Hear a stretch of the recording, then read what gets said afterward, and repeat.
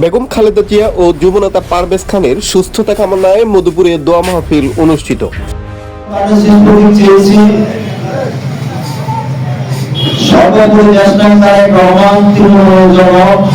তিনি বিভিন্ন গোয়েন্দা সংস্থার মাধ্যমে তদন্ত করে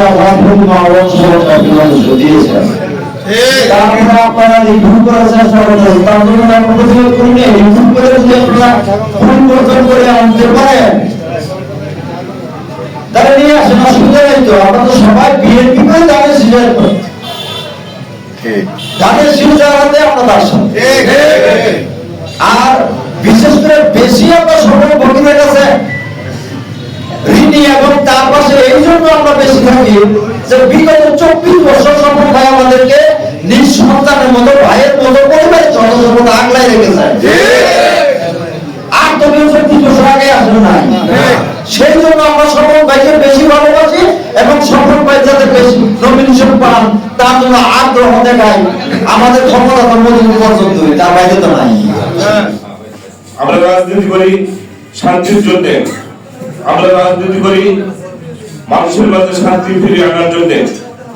একটি নমিনেশনকে কেন্দ্র করে যেখানে দেশের আমাদের আগামী দিনের প্রধানমন্ত্রী সিদ্ধান্ত দিয়েছেন, সেই সিদ্ধান্তকে মিথ্যাঙ্গুলি দেখিয়ে যারা রাজপথে উশৃঙ্খলতা সৃষ্টি করে আমাদের নিরস্ত্র যুবদলের নেতা কর্মীদের উপরে হামলা করে এমন ভাবে আহত করলো, আমি তাদের দৃষ্টান্ত শাস্তিমূলক বিচার চাই এবং অবিলম্বে তাদের গ্রেপ্তার চাই। সেই সাথে আসুন আমরা সকলে মিলে আজকে দোয়া করি দেশনেত্রী বেগম খালেদা জিয়া, আরিফ, পারভেজ সহ সেই দিন আমাদের সাথে বাবলু আহত হয়েছে, শাহজামাল আহত হয়েছে, আরো যারা আহত হয়েছে, প্রত্যেকের জন্য দোয়া করি। সেই সাথে আমরা একই সাথে এখনো আপনাদের জায়গা আছে যারা ঐক্যের কথা বলেন কিন্তু ঐক্যে আসেন না। আমরা আসেন, আমরা ঐক্যবদ্ধভাবে আলহাজ ফকির মাওলানা সকল ভাইকে এমপি বানাবো এবং সেই সাথে আমাদের 3 বারের প্রধানমন্ত্রী অসুস্থ, তার জন্য দোয়া হবে এবং আরিফ এবং পারভেজকে দ্রুত সুস্থ হয়ে আমাদের মাঝে ফিরে আসতে পারে এই আহ্বান রেখে আপনারা যদি কথা বলেন তাহলে আপনার দলের লোক না, আমরা আওয়ামী লীগের দালাল।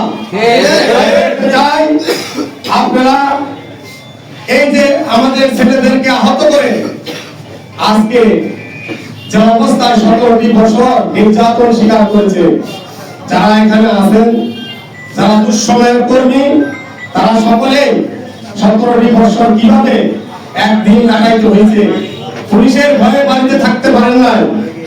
আমরা এক ভাই আরেক ভাই রক্ত ধরাতে পারি, এটা খুবই দুঃখজনক। ইসলাম এবং যারা উপস্থিত হয়েছে সকলকে মধুপুর উপজেলা এবং উপজেলার পক্ষ থেকে ধন্যবাদ জানাচ্ছি। এবং পরিশেষে আমাদের দেশমাতা বেগম খালেদা জিয়া এবং দুই যুবনেতা আরিফ এবং পারভেজের জন্য দোয়া কামনা করে